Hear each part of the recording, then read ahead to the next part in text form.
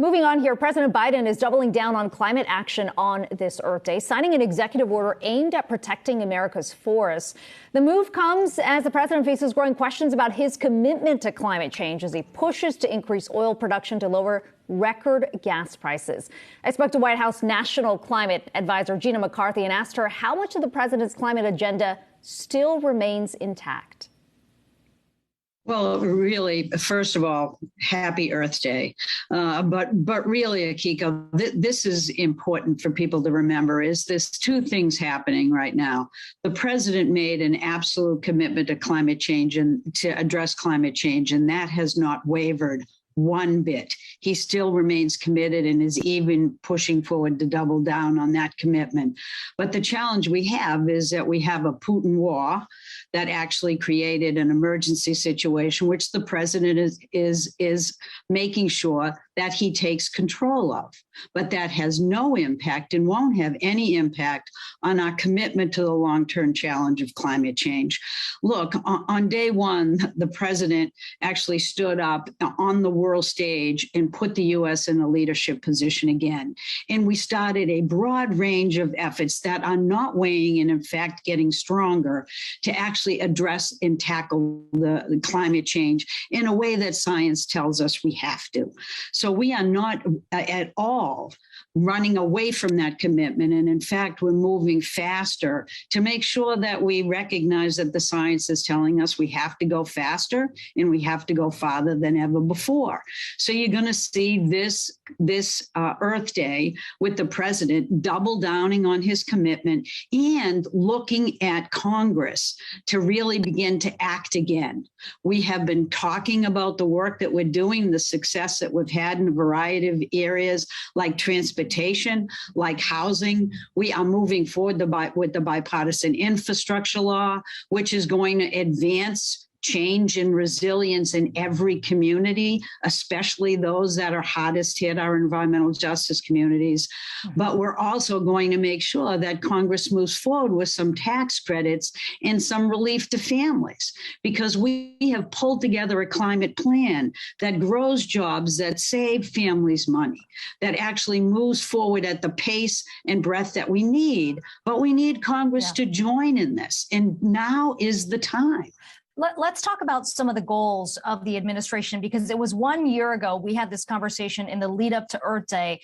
The president set a goal of cutting greenhouse gas emissions to half of the 2005 levels by the end of this decade.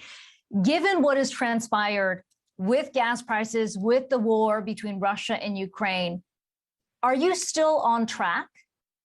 Yeah, we believe that we can still get there. We do need Congress to help.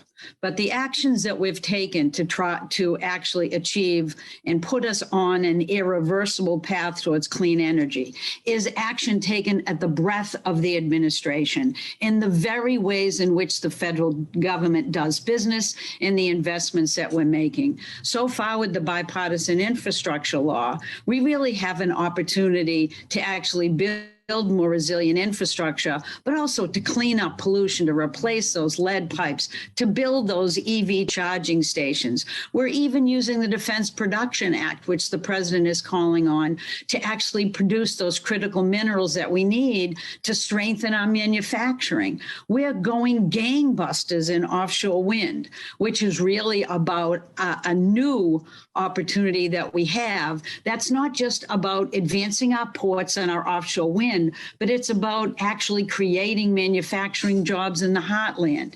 And look at what our automakers are doing. They're not waning in their commitment to get to 50% zero emission vehicle sales in 2030.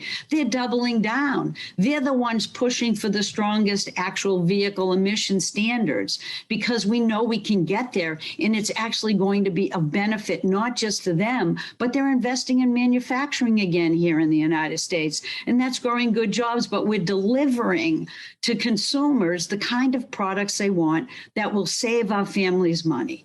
We're even announcing 100 actions by the end of this year that are going to move into energy efficient standards and how we get our homes and buildings more efficient, which will save all of us money. money. So no, we're not backing down, nor are we giving up on our targets. They are aggressive, but we are on target domestically to do what we need to do. But we do need Congress to go that extra step to make clean energy investments and tax credits even more powerful than they've ever done before. But the good news is that saves families money, an average of $500 a year. Why wouldn't they want to do it? Well, so let's talk about Congress, because Build Back Better, where you've got roughly $500 billion in clean energy investments tied up, that remains stalled. And I know Senator Manchin held talks with members of the administration. What's been the focus of those informal talks? Well, I know that the focus has been, what does the administration believe we need to stay on target and move forward on the kind of efforts we need on climate? But it's also been about what are those efforts that the Senate is most interested in, and how do we make that work in terms of pulling those interests together and moving them forward for the American public. And so in the end, it's going to be about convincing the senator and Congress that these are things that the American communities, that our communities, that American families, that individuals know will make their lives better today in order to have a future that is better for all of us. But if I may, what is actually moved? Because as you're saying, you're still having this discussion with what the priorities of the senators are. I mean, those discussions have been happening and haven't moved the ball, at least as far as we have seen publicly. What has shifted behind closed doors?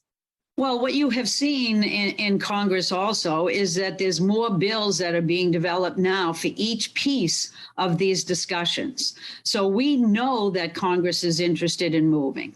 What we want to make sure we do is to have enough conversations with Senator Manchin that we can be assured that we can move this forward in reconciliation.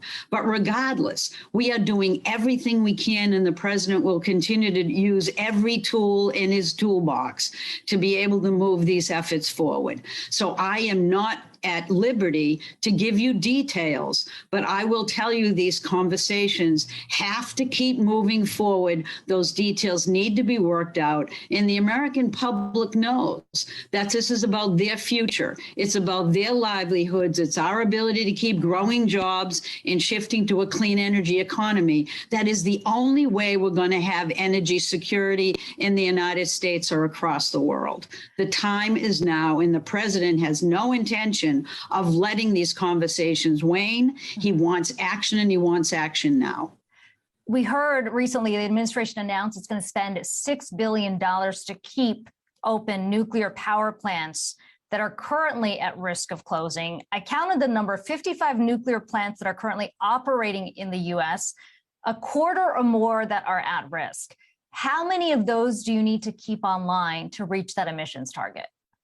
Well, I don't have an exact number for you, but that $6 billion was allocated with these utilities in mind.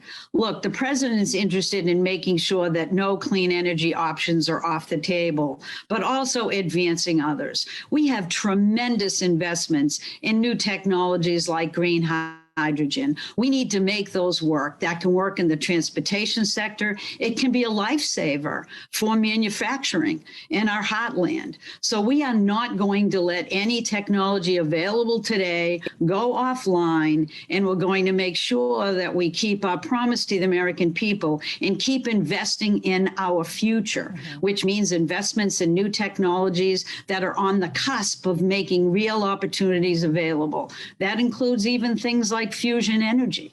There's exciting opportunities coming up, and we want people to know that they have to be hopeful, they have to be active, they have to keep pushing us in Congress to move forward. And the president wants to make sure that we're using the dollars allocated in the bipartisan infrastructure law to make communities better and safer today, but also, as you indicated, to keep the technologies that we have available today running so that we can make sure that we're moving forward with the lowest cost energy we can deliver, but also energy that's reliable. A final question for you on a more personal level. There has been a lot of speculation about your future with the administration. And I know you have come out and said, look, I'm here to stay. But I wonder if you've given thought about where you think you can make the most impact in shaping climate policy. Yes, you spent a lot of time in government, but you've also spent time in nonprofit, in private equity. Can you make more change inside the government than outside? Oh, I think it takes both, and you know, certainly you're right. I am sticking around because there's so much more work to do, but I wouldn't be staying around if I didn't think that work was available to us and that we wouldn't have an opportunity to succeed. So I have worked, and I think it's time that in state and local governments, and I think it's time we work together to the same ends. The same with the nonprofit world. You know, they're keeping close contact with all of us to make sure we're looking at every opportunity. And that's why I'm here, to make sure that we can align all of these entities together so that we can be hopeful about what's already happened, but also make sure that that push continues. You know, the president isn't working just for states or local governments, nor is he working just for the private sector and nonprofits. You know, he is working for every individual and every American family here. And he's hoping that we can continue to all work together to the end that we know is essential, which is that transition to a clean energy economy. That's how we're going to win in the United States, a future that we can hand to our children and be proud of. And that's what I'll always work for, no matter where I'm sitting. Our thanks to White House National Climate Advisor Gina McCarthy. And Brian, you heard her say there, she's very adamant that the goal has not shifted over the last year on climate policy, but there's certainly been a shift in the tone from the administration. You know, we've seen the president publicly coming out and calling for more drilling to bring gas prices down. We had that record release from the Petroleum Reserve. And then just last week, we heard the government talk specifically. They would say that they would resume the selling for new oil and gas drilling on public lands, which goes directly against what the president campaigned on. Yeah, well, I mean, of course, at the same time, it's definitely unreasonable to have expected the Biden administration to have expected an inflationary issue like we're facing ourselves in when they were campaigning in 2020. Now, of course, obviously, the question here going forward is going to be how can they try to right the ship to go back to some of those commitments, which, as your conversation highlighted very clearly, they're not very satisfied with right now. And I think that was perhaps behind some of the political intrigue about whether or not McCarthy would want to leave that position out of frustration. She kind of very clearly saying there, nope, we still got some work to do. But look, midterms are coming up this year. That means that this type of conversation is likely to ramp up further. But in an environment right now where the oil and gas pressures that, you know, average Americans are experiencing on a daily basis remain the big story for this political cycle, whether or not they can square those two things together is going to be very much a tough task. Yeah, it is a difficult needle to thread, to put it very lightly. And that's why you've got the president today on Earth Day going out publicly and saying, look, I'm still here. I'm still committed. But you're right, Brian, to your point, because I know you've been watching inflation really closely. That is the challenge, is that at the end of the day, he needs to be seen as doing something to bring down those high costs. And climate isn't right at the center of it. Right. And again, even that EV plan is going to be something that's going to play out way longer than just 2022. So we'll see about that. But